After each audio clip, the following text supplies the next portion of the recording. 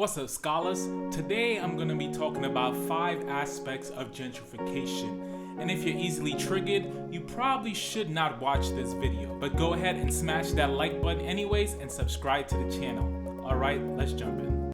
Gentrification has historically had a negative connotation. But what exactly does it mean?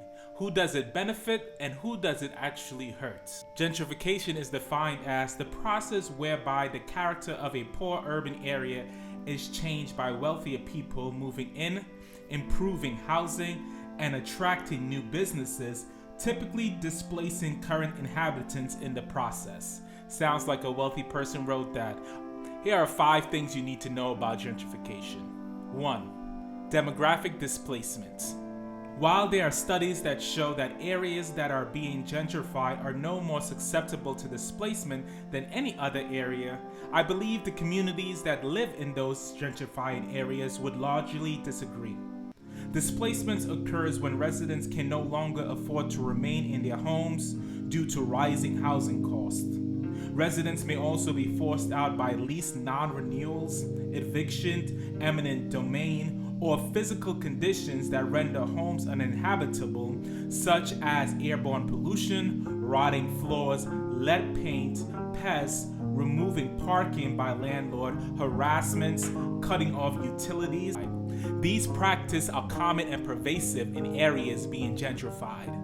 These forms of displacement sometimes occurs when an influx of wealthier residents starts moving into a neighborhood, creating incentives for some landlords to use inhumane tactics to push the current residents out. Point 2.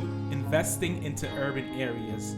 A sign of gentrification is often when city and state governments begin to invest within the urban communities while it undergoes redevelopment.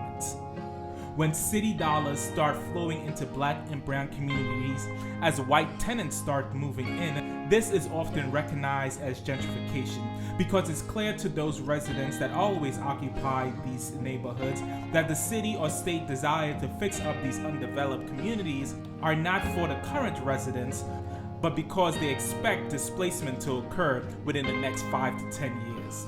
The fact that they didn't see the need to fix up those communities while there were black and brown folks primarily living there is one sign that they sometimes have racial and ethnic preferences for where government money is spent, and sometimes is in quotations. Redlining. Redlining in the United States is a discriminatory practice in which financial services and other services were denied to residents of certain communities because of their race and ethnicity, aka black and brown folks. Redlining factors into gentrification because historically it has been hard for black folk to get a loan from a bank to buy a home, primarily because of their race.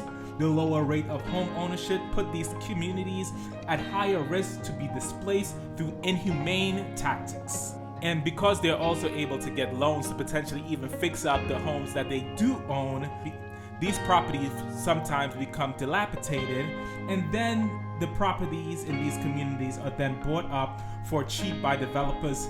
Tenants are evicted, and homes and apartments are updated for what they would consider more suitable tenants. 4. Social effects of gentrification. Gentrification can often change procedures in police surveillance.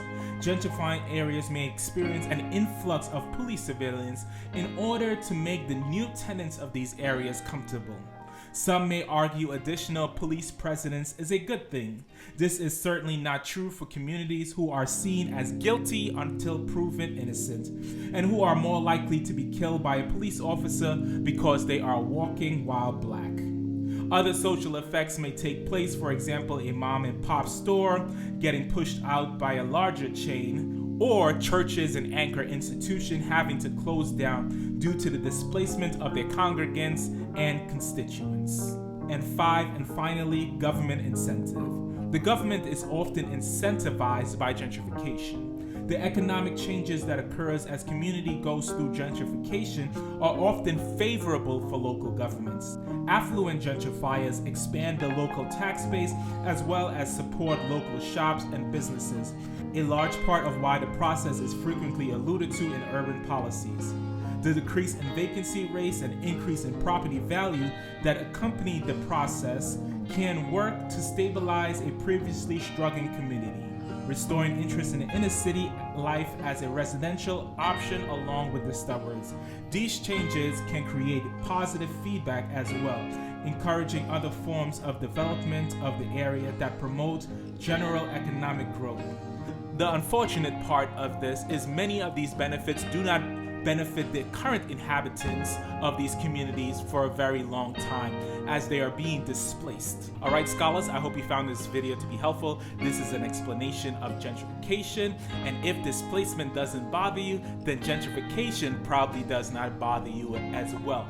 And in essence, gentrification is beneficial for the white, middle class, and above, and it is harmful to the communities that reside in those areas because they don't often reap the benefit of these redeveloped neighborhoods for very long. Feel free to check out another video that I did on white flight while you're at it. Like I always say, knowledge is power, but knowledge shared is power multiplied.